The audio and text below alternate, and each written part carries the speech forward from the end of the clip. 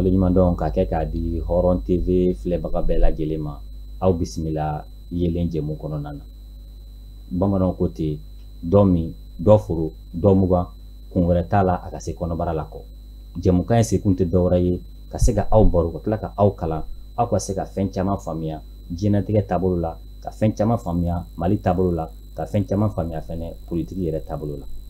Bi an ka maa welele ye Mohamed Mamanta Ture, n'ale ye jateminɛbaga, ale ni kɔlɔsibaga ye mara wɛrɛ kɛcogo la, ni an b'a wele ko analyse politique.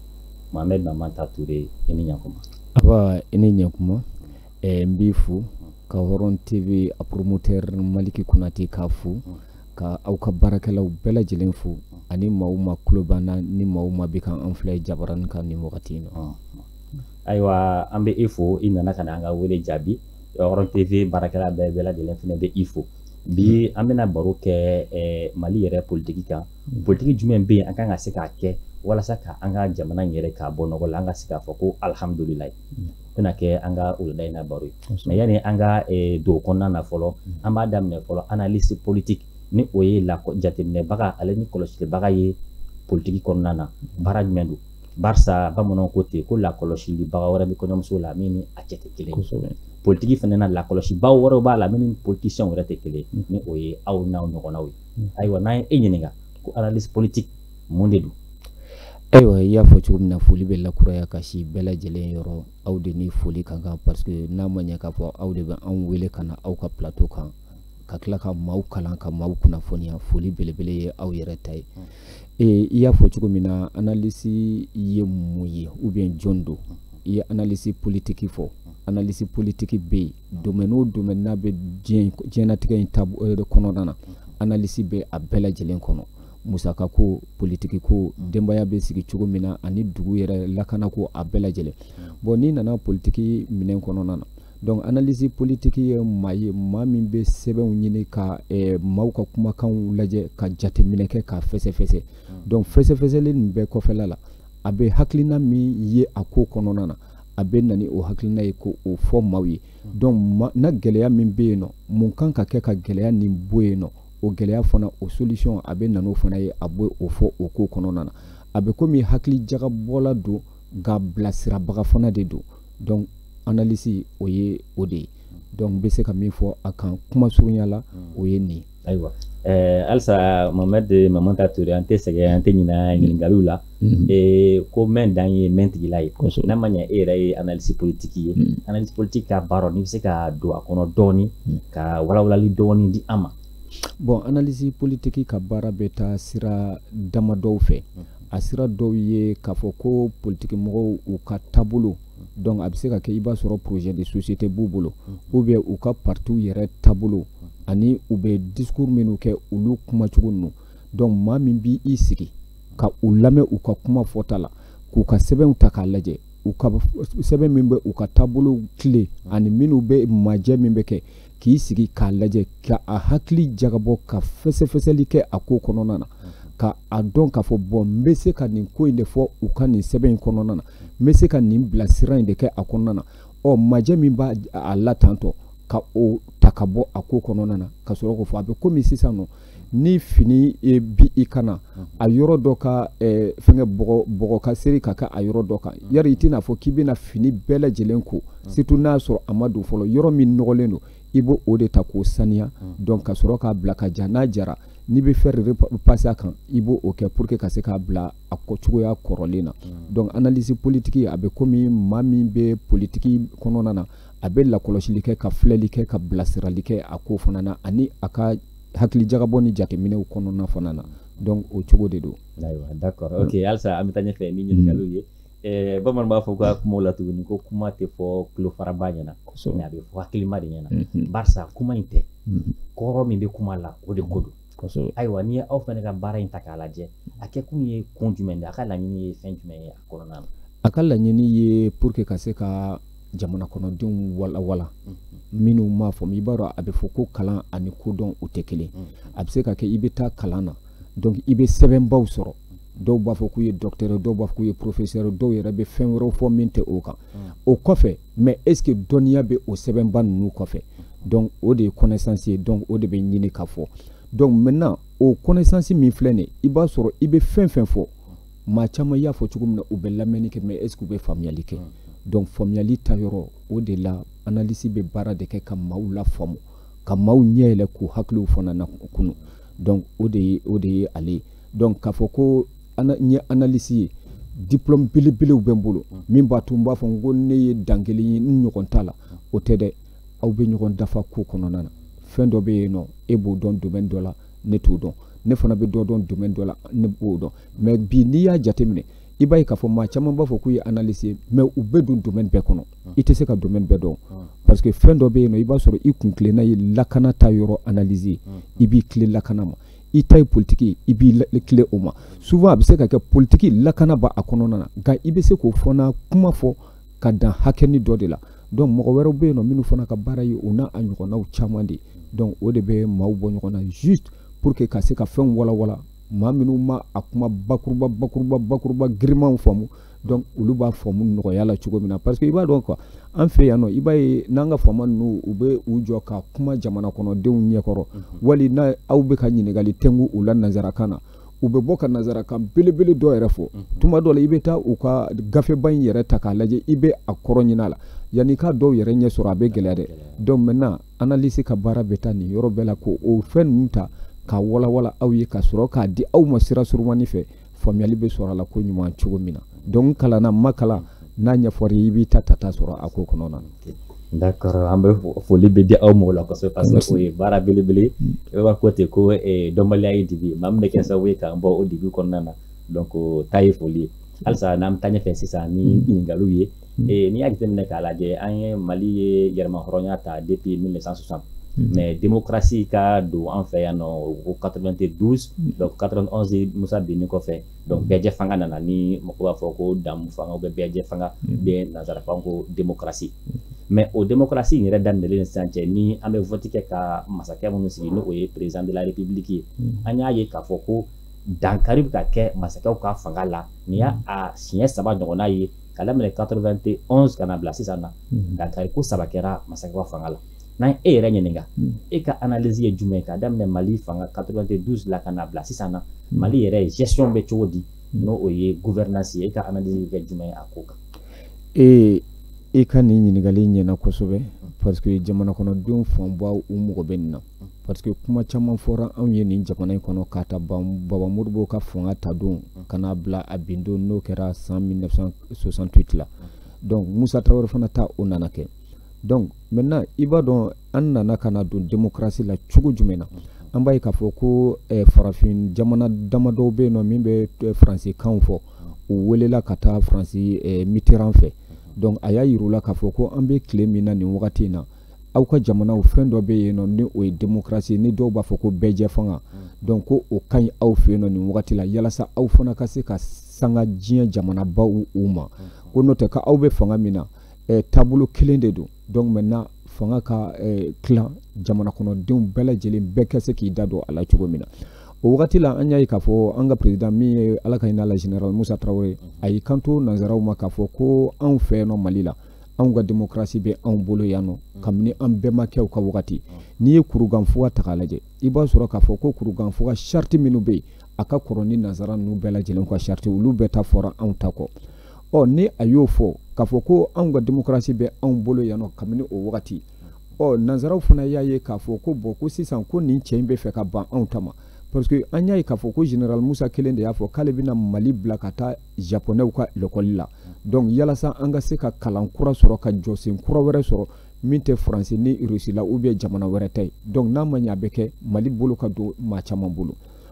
nanzaraw tɛ ban u ka ko la an y'a ye k'a fɔ faransi président o muso u nana ko o ka jɛkulu dɔ bɛ yen ko France Liberté wa an t'a dɔn mun de u nana u ye maa damadɔw ye k'u fara ɲɔgɔn kan ko n'aw ma wuli k'aw jɔ ka nin cɛ nin kɛlɛ a laban aw ka jamana in bɛna kɛ jolibɔn jamana ye donc fɛn bɛɛ lajɛlen fɔra maa minnu sɔrɔla na an y'u ye ni kuma fɛnkɛla Alpha Umar Konare ninnu Sumailu Bubey Maigaw ani Madame Siw ani Umar Margo minnu tun ye ekɔlidenw ye u n'u ɲɔgɔnna caman an y'u ye k'a fɔ bɛɛ lajɛlen nana fara ɲɔgɔn kan an bɛɛ bɔra a yirala k'a fɔ ko an tɛ kɔrɔlen fɛ k'an bɛ kura de fɛ o kun ye an ka slogan ye o wagati la donc an bɛ bɔ an b'u dɔnkili da an bɛ sira minɛ ka taa donc an y'a ye k'a fɔ o wagati la u ye mun fɔ anw ye u ko Musa ka san 23 fanga ko joli bɔn fanga do bingani fanga do adamaden tɔɲɔ fanga do ni an b'a a kɔnɔ an tɛ yiriwa an tɛ sira sɔrɔ an fana tuguru u kɔ tentɔ u ma fɛn ɲɛnama fɔ an ye u ko anw ma ko na démocratie nana ko maliyɛn bɛɛ lajɛlen bɛ i ja a bɛ komi n'a sɔrɔ nafolo hɛrɛ sankisɛlama de bɛna jigin anw kan donc maintenant kɛnɛya o bɛ sabati kalan bɛ sabati dunkafa o bɛ sabati lakana o ni a ɲɔgɔnna jamana kɔnɔden mɔgɔ bɛ fɛn fɛn na u y'o a bɔ k'a da anw ye dungariba dɔ kan k'a fɔ nin bɛɛ lajɛlen bɛ sɔrɔ an y'a ye k'a fɔ Amadou Toumani Touré transition min kɛ furancɛ fanga ni a y'o min kɛ ka na élection organiser ka Alpha sigi Alphaw sigilen fana anw bɛna mun jate minɛ an y'a ye k'a fɔ Baba Musa a ka san 23 kɔnɔ an ma deli ka fɛn mun ye an ma deli ka fɛn mun mɛn an ye o ye Alpha ta la o ye mun ye fɔlɔ anw ka cɛdenw ka marifaw olu taara k'u jeni u ko jamana in mɔgɔ tɛ armée min bɛ kɛlɛ kɛ k'u mɔgɔ bɛ armée min bɛ se ka jamana yiriwa donc nous n'avons pas besoin d'une armée de guerre mais une armée de développement donc o kɔnɔna na an y'a ye k'a fɔ bolonɔ bilala sɛbɛn dɔ fana na min ye accord de Tamarasɛti k'a yira k'a fɔ ko san 10 Mali ko o kɛ an ka finitigilaka minnu bɛ kɔrɔn fɛ a bɛɛ lajɛlen hali n'a ma jigin caman ka bɔ a hakɛ la donc kɔrɔnfɛla ka labila a yɛrɛ ma donc o de y'a kɛ kɔrɔnfɛla in a bɛ bin kɔnɔ bi donc an y'a ye tuguni k'a fɔ ko jamana fonctionnaire min ka sara ye 20,000 30,000 10,000 an faw y'u si kɛ u ma se k'ale 100,000 mara u yɛrɛ an y'a ye k'a fɔ ko o wagati de la fonctionnaire milliardaire yera jamana in kɔnɔna na donc kalan tiɲɛna o wagati in kɔnɔna na ka na lakana tiɲɛ o la ka na kɛnɛyasow ko u tiɲɛ fɛn fɛn bɛ yen min layidu kun taara anw ye ka sera ka anw tɔɲɔgɔnw caman faga maa 300 ni a kunkanfɛn sara ko kun min na donc an y'a ye k'a fɔ o kun a fanba a nafamayɔrɔ a bɛɛ lajɛlen binna ji la donc bi u bɛna se ka mun fɔ anw ye u b'a fɔ k'a fɔ ko démocratie ka acquis ko o sɔrɔla laɲiniw sɔrɔla laɲini jumɛn sɔrɔla u b'a fɔ ne ni e filɛ ka ne wele Hɔrɔn TV la n filɛ ka o kuma da dira anw ma an bɛ se ka nin kɛ parce que nin kun tɛ Musa ka wagati u b'a fɔ k'a fɔ ko hakili jagabɔ fɛngɛ ninnu k'i ka journaux kɛ o caman warala donc o ni a ɲɔgɔnna i b'a dɔn micro tɛ dun dɛ journaux fana o ye papier de an b'a kalan de a tɛ dun dɛ donc o ni a ɲɔgɔnna n'a fɔra ko nin de ye démocratie acquis ye bi min ni a nafa bɛ an bɛɛ lajɛlen kelen kelen k'a fɔ ko nin de kɛra a ye kɔngɔ b'an na minɔgɔ b'an na an man kɛnɛ kalan tɛ yen lakana tɛ yen donc n bɛna fɔ k'a fɔ kuma min fɔra anw ye Musa ka kuma na u y'a namu ka kɛ anw ye donc démocratie bi an bɛ se ka min fɔ u ye an janfa n'i ko baara ma kɛ nɔ ma ye démocratie la caman b'a f'i ye non baara kɛra baara jumɛn kɛra siraw kɔni caman olu bɔra monumentw caman jɔra mais an ma o si dɔgɔtɔrɔsoba dɔgɔtɔrɔsoba ye anw fɛ min bɛ se ka anw nisɔndiya anw ka cɛdenw an bɛ Ala fo an bɛ président Ibrahim Boubacar Keïta fo a ye min kɛ an ka cɛdenw ye n bɛ se k'a fɔ jamana in kɔnɔ président mana min sera ka o ɲɔgɔn kɛ armée ye n'i y'o fɔ dɔw bɛ yen nɔ u b'a fɔ i bɛ ka ma foyi kɛ maa tɛ se ka kɛ fanga la i ma fɛn kɛ o i bɛ dɔ kɛ a ka ɲi i bɛ dɔ kɛ a man ɲi donc Alpha kun ko un village une école mais est-ce que o kɛra wa ATT ko une ville un malien un logement caman kɛra o fana na donc i bɛ ka ne yɛrɛ t'a dɔn o kɔni ye min fɔ mais o kɔni y'i tilen armée ma o ye armée dilan donc an y'a ye k'a fɔ ATT fana ka fanga Alpha Tali ATT nana ATT ye san 9 kɛ ou bien a ka san 10 na a bɛ k'o kɛ mun ye ATT fana bi nanzara kelen parce que a ma sɔn u bolo ko a ka Kadafi kɔ bila a ko k'ale tɛ se hɔrɔnya t'ale permettre ale ka Kadafi bila parce que Kadafi ye min kɛ jamana in ye a tiɲɛ na hɔrɔnya ka gɛlɛn ale bɛ to a yɛrɛ kɔ a bɛ to a danbe kɔ donc o y'a kɛ u ye majugu wuli ka na yanfɛla la donc président caman i bɛ ka yɛrɛ n'i y'a lajɛ ATT y'o kumakan de fɔ ko maa dɔw bɛ yen nɔ ko ne fanga dafiri tɛ k'u tɛ se ka na donc i b'a ye k'a fɔ ko olu bɛɛ lajɛlen kun nɔ bɛ ATT ka tagali la ala y'a kɛ ATT taara ale yɛrɛ fana nana ale fana nalen a filɛ nin kuma tun bɛ ka kɛ fɛn kelen min kan yɛlɛma ma k'a la dunkafa ma sabati kɛnɛya ma ɲɛ lakana o tiɲɛna kalan o yɛrɛ n b'a fɔ o tɛ yen duguw bɛ ka ci baganw bɛ ka taa bi an yɛrɛ t'a dɔn an ye min ye tuguni donc denmisɛnnin minnu fana nana bi n'olu bɛ fanga la n'o ye colonel Asimi Goïta n'a tɔɲɔgɔnw olu fana ko bon ko an ye ninnu mabɔ fanga la ka sababuya kɛ jamana kɔnɔdenw bɛ ka laɲini dɔ de kɛ o laɲini o si ma sabati olu fana nana a la kalo 9 filɛ 10 na donc u nana k'u ye jɛkulu dɔ min bɛ ne ye M5 ye k'u y'olu ka baara tɔ tɔni de kun cɛ k'a dafa donc maintenant o dafa kɔnɔna na an y'a ye k'a fɔ u y'olu fana ta k'olu kɛ kɛrɛfɛ mɛruw ye kalo 9 u bɛ ka baara kɛ fo ka se kalo 10 ma u sera yɔrɔ dɔ la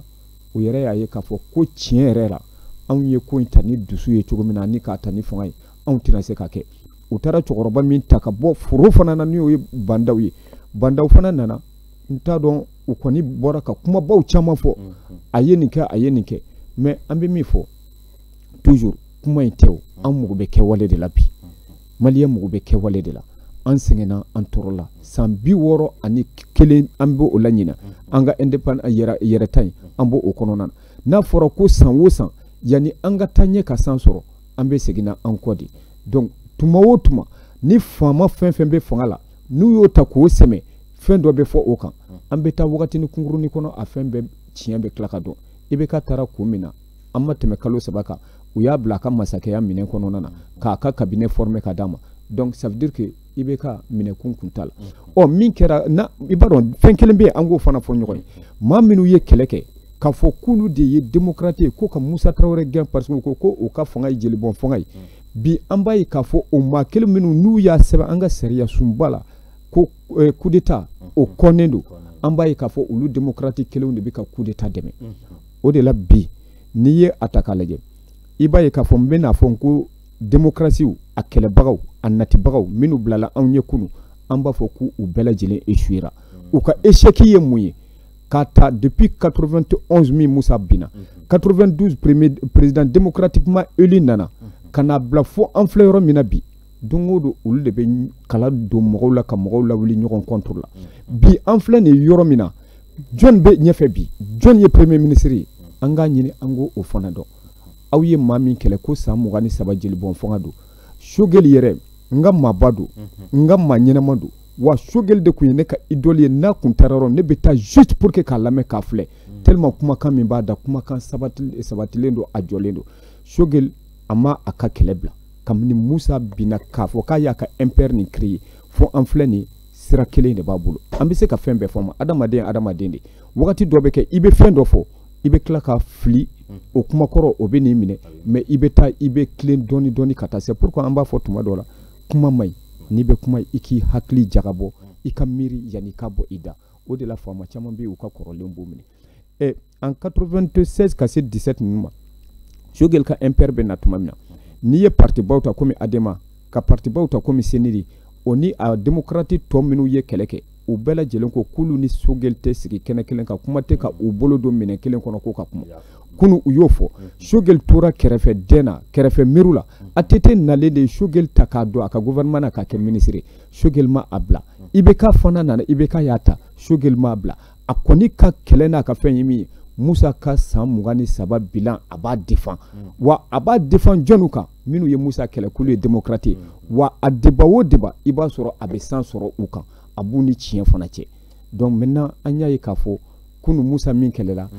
démocratew fɛ bi o démocratew nunjuru a bɛ Musa ka tiɲɛ tabaga de bolo ça veut dire que Musa ta de tun ye tiɲɛ démocratew olu ye anw janfa n'o tɛ maa wɛrɛ tun man ka na ka kɛ président ye n'o olu tɛ an y'a ye fɛn fɛn Musa kɛlɛ n'u tun bɛ ɲɛfɛ maa joli kɛra président y'u la Alpha o tun bɛ kɛlɛ kɔnɔ o nacogo 92 bɛɛ b'o dɔn Alpha ka san 10 banna u yɛrɛ ma se ka bɛn a la u ye ATT la démissionné hali n'a a kɛcogo ma ɲɛ ATT nana parce que a ye bɛɛ fara ɲɔgɔn kan o don k'a ta bila ka na bila IBK mouvement démocratique la ne kun t'a ye ne ma deli k'a tɔgɔ mɛn kɛlɛ kɔnɔ Alpha u kelen k'a ta k'a kɛ ministre des affaires étrangères k'a bila ka taa Côte d'Ivoire fo ka n'a kɛ premier ministre maa caman y'a dɔn o de la il n'est pas un des mouvement démocratique kɛlɛbaga dɔ tɛ jɔnkunda o nana transition na o y'i présenté élection présidentielle a ma se k'a sɔrɔ Umaru Mariko bɛɛ bi k'i ban o fana na donc o ni a tɔ bube ninnu mais n'a fɔra ko maa dunanw de bɛna tuma bɛɛ ka n'a minɛ aw minnu ko san 23 mara ma ɲɛ k'aw bɛna mara ɲuman ye aw dɛsɛlen bɛ ka bɛn ka fanga sɔrɔ Musa ka tiɲɛ tabaga o de filɛ nin ye aw ɲɛfɛ bi donc n bɛna mun fɔ an b'a fɔ juste démocratie en elle-même ale ma échoué mais démocratie minnu tun b'a ɲɛfɛ kunkolo olu kɔni u bɛɛ échouera jamana ko la an ɲɛ t'a la bi u bɛna se k'a fɔ k'u bɛ fɛɛrɛ min tigɛ anw ye wali ka leçon min di anw ma démocratie kɔnɔna na ni o bɛna se ka don anw kunna ni anw bɛna se k'o faamu démocratie fɔlɔ yɛrɛ ye mun ye i yɛrɛ ka jɛkulu ne hakili la a kan ka kɛ san 5 bɛ san hakɛ dɔ kan ka k'a la e bɛ san 5 kɛ e bɛ bɔ yen maa wɛrɛ bɛ na mais parti joli ka ɲɛmɔgɔya la mais parti joli bɛ yen bi n'olu ko k'olu ye démocrate depuis ka parti créé la fɔ bi u kelen de don olu de b'a ɲɛmɔgɔya wa u kelen de ye candidat présidentiel fana wa a jɔyɔrɔ ministériya n'a fɔra ko dɔw k'a di caman bɛ na ne de bɛ kɛ a ye wali pour que maa wɛrɛ kana sɔrɔ ale t'a sɔrɔ maa wɛrɛ fana t'a sɔrɔ a b'a ko an tɛ a la an tɛ o de ye jamana in se nin yɔrɔ ma et puis an bɛ dingɛ fɛn fɛn kɔnɔ bi an bɛ min bila an kunna ne b'o de fɔ toujours même na mɔgɔ caman tɛ sɔn ma nin ye ne yɛrɛ ka jateminɛ ne ka ko fɛsɛfɛsɛ cogo ye an b'a fɔ an ka martyr minnu sara n'u dalen bɛ ɲarela kaburu la ala ka hinɛ u la donc olu ka saya u sara fu u dalen b'u kaburu la u bɛ k'u nɔgɔma ka anw lajɛ ka fɔ na anw kun y'a dɔn anw kun tɛ bɔ kuma tɛ ka sa nin ko in na parce que an sakun an ɲɛna ni anw taara an balimaw an teriw an somɔgɔw an jɛɲɔgɔnw u bɛɛ lajɛlen ka balo cogow bɛ na ɲɛ nka an y'a ye k'a fɔ don o don an bɛ taa a bɛ kɛ bɔgɔ nɔɔni de ye an bolo ka taa donc an bɛ min fɔ bi dɔrɔn fanga min kɔni filɛ nin n'o ye transition ye u k'u jija u ko k'u bɛ min kɛ u k'a kɛ kuma caman fɔra a kɔnɔ dɛ kuma caman fɔra a kɔnɔ nka a ko to a bɛ nɔgɔya an bɛ k'u lajɛ fɔlɔ halisa an kɔni an ye ɲininkali ye aw fana ye kɔlɔsilikɛla ye an bɛ sigi an b'u lajɛ halisa an bɛ taa ɲɛfɛ ni baro ye i bɔra k'a fɔ sisan nɔ démocratie nalen a échec cayara kosɛbɛ donc an bɛ an yɛrɛ ɲininka sisan nin nɔ bamananw b'a fɔ ko yanni ka jigin i binyɔrɔ la k'i ka jigin i talonyɔrɔ la nka ne bɛ min fɔ sanni i ka jigin talonyɔrɔ fɛnɛ na fɛn min i talo n'i sera k'o ɲini k'o dɔn a bɛ se k'i kisi talonni ma ayiwa an ka démocratie a échec kɛra jumɛn ye yalima texte minnu bɛ yen texte de man ɲi wa ou bien mɔgɔ minnu ko b'a labaara olu de man ɲi ou bien fɛn wɛrɛ de bɛ yen an tɔw tɛ min kalama i b'a dɔn n'i ye jamana in ta n'i ye Mali ta Mali texte ka ɲi ni diɲɛ jamana bɛɛ texte maa minnu bɛ bila ka texte ninnu waleya olu de tɛ se olu de dɛsɛra olu de kɛ na parce que u nana pour que ka texte nin waleya u ye texte nin ta k'a sɛmɛ kɛrɛfɛ k'u ɲɛsin fɛn dɔ ma n'o o ye nafolo ye u ko k'u yɛrɛ de fɔlɔ alors que n'i kɛra ɲɛmaa ye i bɛ na k'a kɛ jamana de e ka tɔnɔ bɛ bɔ jamana ta bɔlen kɔfɛ de mais n'i nana ko f'i yɛrɛ k'i ka tɔnɔ de bɔ jamana kɔni o bɛ dafiri de sinon texte ko tɛ Mali la dɛ an ka texte ninnu an ka constitution ka ɲi an ka texte fɛn fɛn bɛ yen nɔ a bɛɛ lajɛlen ka ɲi n'i ye Mali texte ta ka a kɛ a kɛcogo la donc i b'a ye k'a fɔ ko problème foyi tɛ jamana kɔnɔdenw bɛ lafiya marabagaw bɛ lafiya o ni a ɲɔgɔnna mais i b'a dɔn fɛn dɔ fana bɛ yen nɔ o de kelen bɛ ka jamana in yɛrɛ segin kɔ kosɛbɛ ni maa o maa nana o t'a ye k'a fɔ ko e kalannen don faamuyali bɛ e la wa e bɛ se ka baara kɛ ka se ka nɔbɔ ka yɔrɔ dɔ yiriwa jamana in kɔnɔna na nin fana bɛ se ka kɛ donc u t'o ye dɛ u b'u masurunya mɔgɔ gɛrɛ teri somɔgɔw u b'olu de ta k'u don a la u bɛ se u tɛ se u mɔgɔ foyi t'a la bɛɛ k'i tani sɔrɔ ka bila i kun o de la régime min tun bɛ yen n'o ye IBK ka régime toujours an b'a fɔ ko le régime de IBK faisait la promotion des médiocres maa minnu tɛ se foyi la u ma deli ka se fɛn na depuis ala y'u da baarakɛlaw tɛ donc olu de bɛ ta ka bila sanfɛ o IBK kelen binnen ka na bila bi la an y'a ye k'a fɔ o médiocrité kelen min bɛ yen nɔ o de bɛ ka taa tuguni an bɛ ɲini ka don niliw kɔnɔ y'a yɔrɔ médiocre fana ka fisa nili donc n'i donna nili kɔnɔ o ye jamana firi de donc bi an bɛ yɔrɔ min na cɛ min kan ka bila jɔyɔrɔ min na o de tɛ ka bila o jɔyɔrɔ la n'o tɛ cadre bɛ jamana kɔnɔ dɛ maaw bɛ yen nɔ u hakili carinen don maaw bɛ yen nɔ u bɛ ko dɔn maaw bɛ yen u bɛ ko faamu maaw bɛ yen nɔ i bɛ na n'u ye kalo 3 kɔnɔna na u bɛ se ka min kɛ minnu ye san 7 san 8 san 10 k'a kɔnɔ u tɛ se k'a kɛ o san hakɛ kɔnɔna na donc mɔgɔ ko dɔrɔn de bɛ anw na sinon fɛnkɛ ko tɛ. Monsieur Touré yɔrɔnin dɔ bɛ yen ne tɛ ka se k'a faamuya Mali politique la i b'a sɔrɔ yanni u da ka don fanga la caman bɛ kule kule u bɛ caman fɔ ni sigira an ma nin kɛ tan n bɛ nin kɛ tan fanga bɛ d'u ma dɔrɔn u bɛ tila ka dɔ kɛ min ka jugu ni kɔrɔlen ta ye misaliya la a kɔfɛ dɔw kɛra sisan nɔ kɔsa in na yanni Choguel ka don a bɛ M5 na waati min na a ye kuma caman fɔ yɛrɛ y'a fɔ sisan kumaw caman fɔra mais a kɛlen ye premier ministre sisan dɔrɔn an y'a ye baara fɔlɔ min kɛra olu yɛrɛ tun ko ko sariyaw bɛ ka sɔsɔ baara fɔlɔ min kɛra ni a fɔra ko gouvernement fɔlɔ min sigira ministre tun kɛra 25 ye Mukutari Wade filanan min sigi o tun kɛra 25 mais sisan an y'a ye u nana ni tɛgɛdigi dɔ ye gouvernement kɔni kɛra 28 ye mais u ko ko sariya ma sɔsɔ mun de bɛ ka na ni o fɛnɛ ye. I b'a dɔn n b'o de fɔ tuma bɛɛ maa n'i bilala ɲɛmɔgɔya la sariya cogo min man'i diya i b'a ta k'a tɔnɔmi o cogo la ten Assimi ka investiture la ni ye procureur ka kuma nin lamɛn les doigts de ayi kanto a kɔnɔna na ko la justice ne peut pas combattre l'impunité et l'injustice o kɔrɔ ye mun ye ne n yɛrɛ ɲininka ne ko n ko mais n ko na procureur ye nin kuma fɔ o b'a yira anw na k'a fɔ ko justice ka indépendance min bɛ fɔ a ka yɛrɛta min bɛ ka fɔ donc fiɲɛ b'a la donc justice tɛ se ka impunité ni fɛngɛ nin kɛlɛ cogo di minnu bɛ sanfɛ olu b'u sen d'a kan ne e ko k'i b'a ta u b'a fɔ a bila n'i m'a bila u bɛ e ta ka bɔ i sigiyɔrɔ la k'i bila ka taa fan wɛrɛ fɛ u ni dungɔla mɔgɔ min bɛ se k'u ka baara kɛ u b'o tigi ta ka u bila la donc non o tɛ ka waleya tiɲɛ t'a la m'o de f'i ɲɛna textew ka ɲi mais a appliquer cogo maa minnu bɛ bila a ɲɛfɛ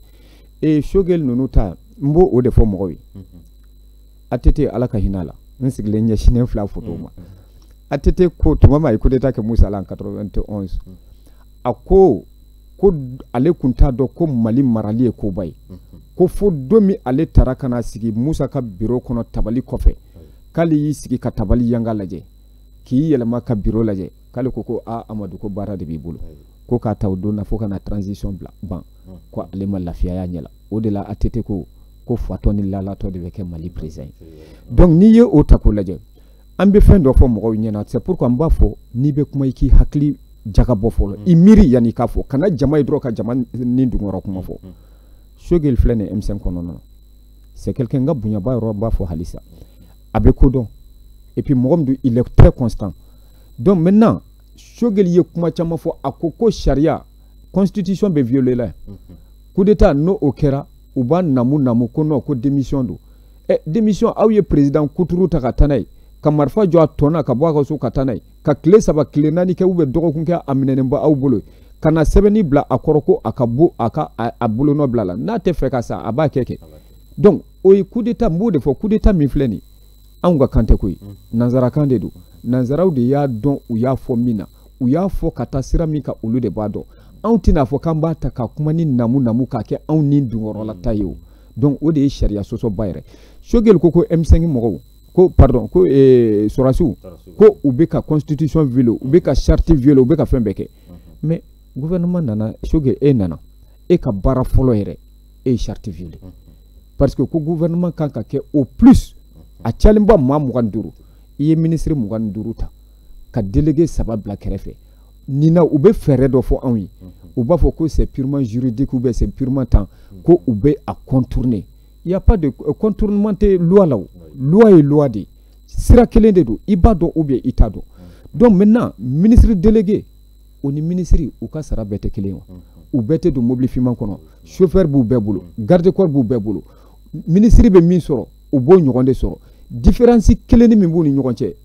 waribon ntigi n'u b'a fɔ a ma ko dafu de tɛ délégué ninnu bolo sinon o fana ka cabinet bɛ yen mais n'aw ko k'aw bɛna a ta k'a fɛngɛ ko rectification rectifier mais dites un peu la vérité aux Maliens o de cɛ ka ɲi ko kɔnɔ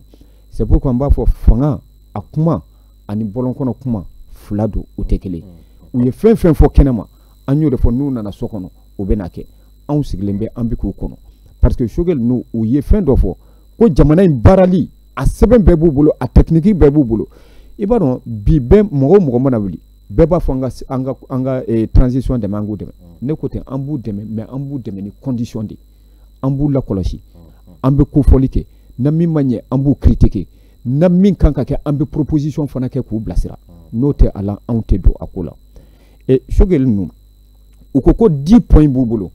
ko ani 17 mesures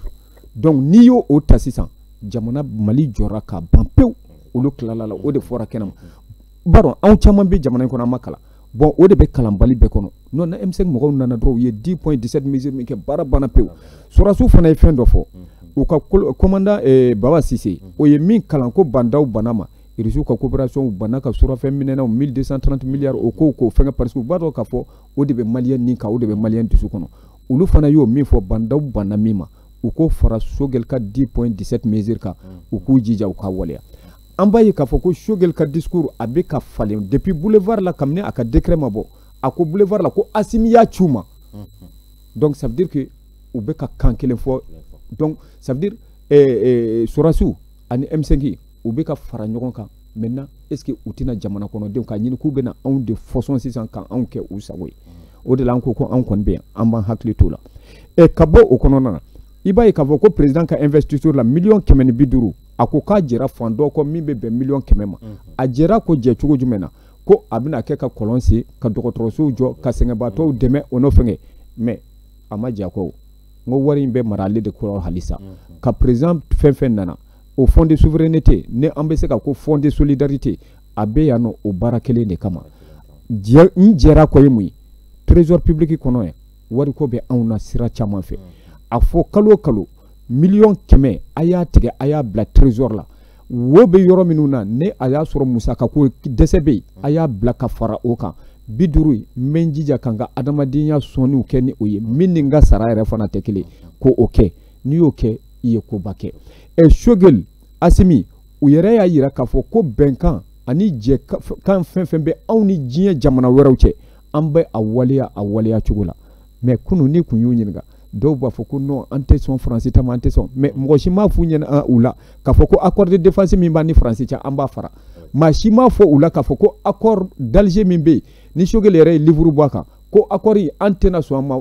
an b'a fara k'a bila ɲaman kɔnɔ u ma sɔn mais kɛnɛma discours min fɔra ani min bɛ ka fɔ bi u tɛ kelen dɛ nin de rectification ye donc ka an su k'an kɛ fɛn kan ka tila ka n'a namu aw ni ɲɔgɔn cɛ k'a fɔ k'aw bɛna dabiri anw na a f'u ye k'an ɲɛ yɛlɛlen don an hakili fana carilen don anw taara kalansow la pour que ka se ka faamuyali kɛ an gɛrɛla maabaw la pour que ka se ka kalan sɔrɔ ka se ka a ye o de la an b'a fɔ anw ta tɛ mɔgɔ ko ye anw ta ye fasoko de na min kɛra an bɛ u rappeler a la mais k'a fɔ ko u ye min fɔ kunun an k'o fili an t'o fili dɛ an bɛ to k'u hakili jigin a la hakili bɛ jigin a la mun de la u ka se ka falen u ka se ka yɛlɛma min fɔra u k'o fana dɔ ta ba la u k'o waleya anw bɛ o de nɔfɛ donc n'i ye jamana in yɛrɛ ta k'a lajɛ hali gouvernement sigili min kɛra tuguni i bɛna ye k'a fɔ ko gouvernement in kɔnɔna na ne yɛrɛ kɔni ma wasa sɔrɔ a la parce que ne y'a mɛn n ye n sigi k'an sigi ne fari nana faga n kan mun de la a fɔra k'a fɔ ko maa minnu ye jamana nafolo tiɲɛ ka jamana nafolo ɲagami ou bien ka ko dɔw kɛ u nɔ kan ka minɛ min na an ye ministre kelen min ye ministre de l'énergie bɛɛ lajɛlen y'a mɛn a ye min kɛ responsable ka baara tɛ nin ye ɲɛma ka baara tɛ nin ne ɲɛma de bɔra ka na a ka audio bila réseaux sociaux kan tantɔ ka nin kumaw fɔ o ɲɛma sugu ka ɲɛmaya banna fo ka taa dugukolo meleke mais n'a fɔra k'a fɔ ko n nagakɔrɔmɔgɔ don m'o de f'i ɲɛna n teri n muso somɔgɔ ou bien n yɛrɛ somɔgɔ ou bien a n'a fɛn ta hali n'u t'a dɔn donc u bɛ u ta ka n'u bila u nagakɔrɔ o min nana tantɔ ministre de l'énergie a man ka na ka sababuya kɛ courant ko yɛrɛ la a kɛɲɛna il a échoué maa min ko ko miliyari 2,300 hali ni ye États-Unis budget d'a ma a tɛ se ka courant ko in kɛlɛ kɛ parce que courant ko ye fɛn dɔ ye majɛ belebele de b'a la courant domaine ne b'a la depuis 1993 min bɛ yen anw b'a dɔn majɛ min bɛ yen énergie wo min nana ministériya la o président minnu bɛ na projet politique énergétique t'u bolo u mana na dɔrɔn extension kan ka kɛ poto 4-5 kan ka taa yan fɛ mais renforcement tɛ kɛ n'i ye baraji lajɛ Selenge san joli a bɛ yen motɛriw dɔw défaillant don n'i taara Manantali courant bɛ bɔ anw de fɛ mais min bɛ di tɔw ma o ka ca ni anw bɛ min sɔrɔ an bɛ se ka bɔ gɛlɛya kɔnɔ cogo di Selenge yɛrɛ bɛ dugu min na Selenge village na kɔsani na tɛ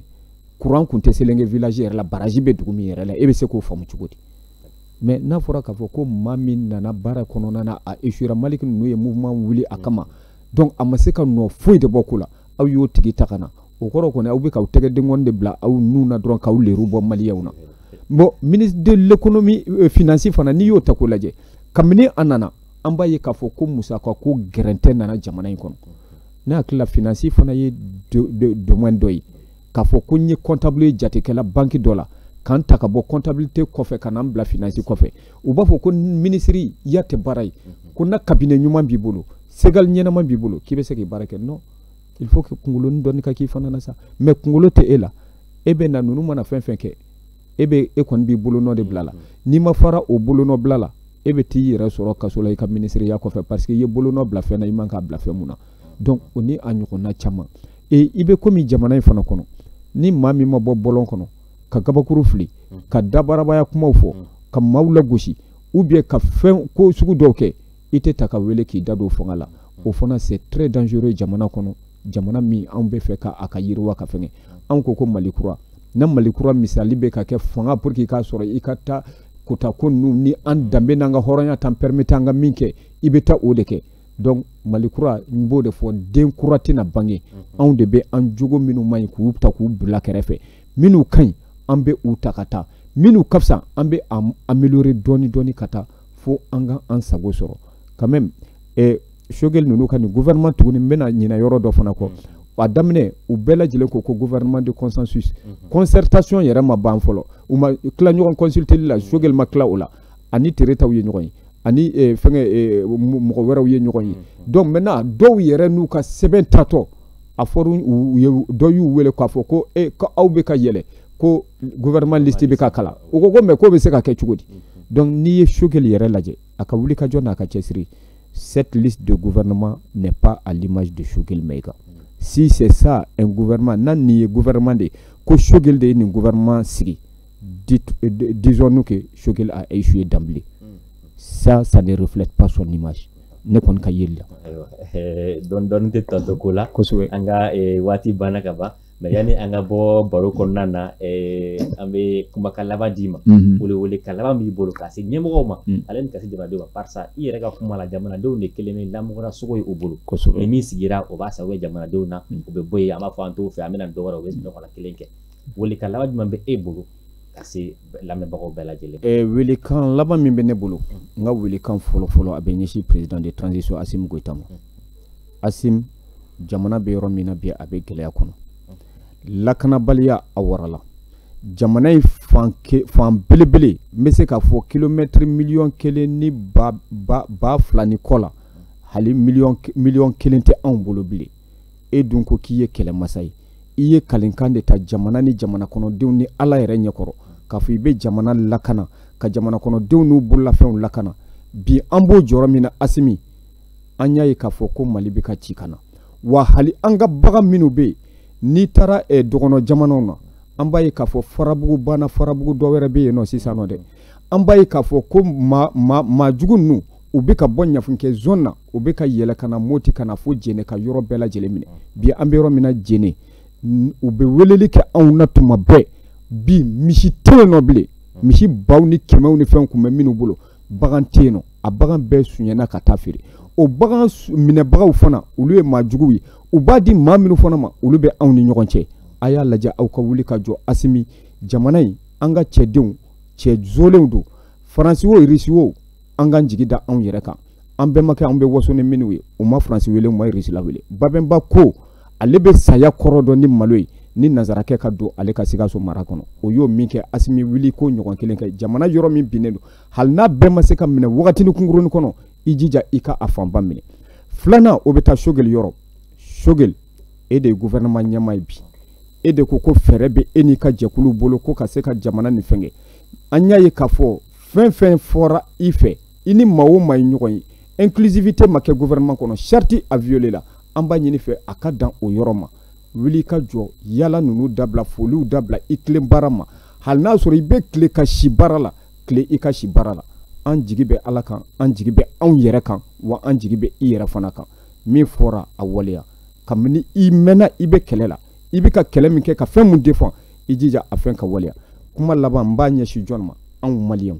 an ka kɛ anw yɛrɛ ye an ka dan an yɛrɛ la an ka sɔn an yɛrɛ ye maa si wɛrɛ tɛna jamana in kuma bɔ ka tɛmɛ anw kan jamana in de ye anw ta ye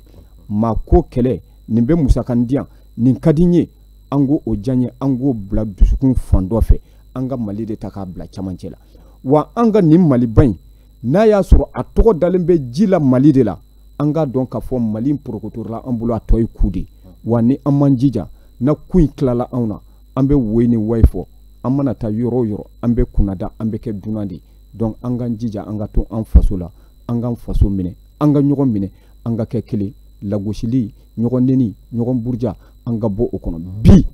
maaba tɛ jamana kɔnɔ dɛ